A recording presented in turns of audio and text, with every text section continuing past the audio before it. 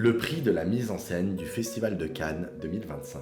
Bonjour, bienvenue au Café du Cinéma et on continue notre palmarès du Festival de Cannes 2025 avec le prix de la mise en scène et le prix de l'interprétation masculine pour Wagner Moura avec le film L'Agent secret de Kleber Mendonça Filho, qui sera disponible le 14 janvier 2026 en France. Le film se passe en 1979 au Brésil où on suit l'histoire de Marcelo qui fuit un passé dangereux. Pour se cacher, il trouve refuge dans la ville de Recife à l'est du Brésil. Là-bas, il tente de reconstruire sa vie mais va être rattrapé par des éléments de son passé. Le film est une plongée dans la dictature militaire brésilienne des années 70 où tout n'était que censure. Ce film est un hommage à toutes les personnes qui ont essayé de résister à l'oppression militaire de l'époque et sur l'entraide qu'il y avait entre les personnes visées par le régime. Le film se passe sur deux temporalités. On suit Marcelo dans les années 70 qui tente de refaire sa vie, mais on suit également une jeune journaliste dans le temps présent qui tente de savoir ce qui est arrivé à Marcelo presque 50 ans auparavant. Ce film montre que même encore aujourd'hui, certains mystères de la dictature militaire ne sont pas encore résolus.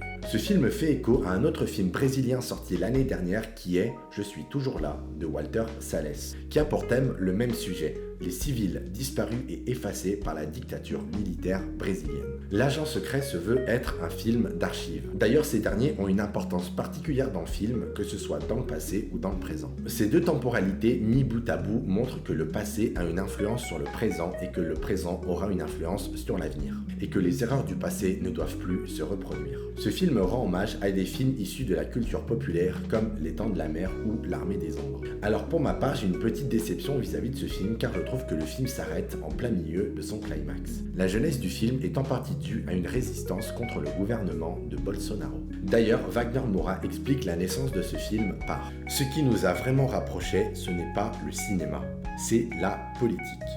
Sous Bolsonaro, les journalistes, les professeurs, les scientifiques, les artistes et les intellectuels ont été soumis à de nombreuses attaques. Nous étions très critiques vis-à-vis du régime et nous en avons payé le prix.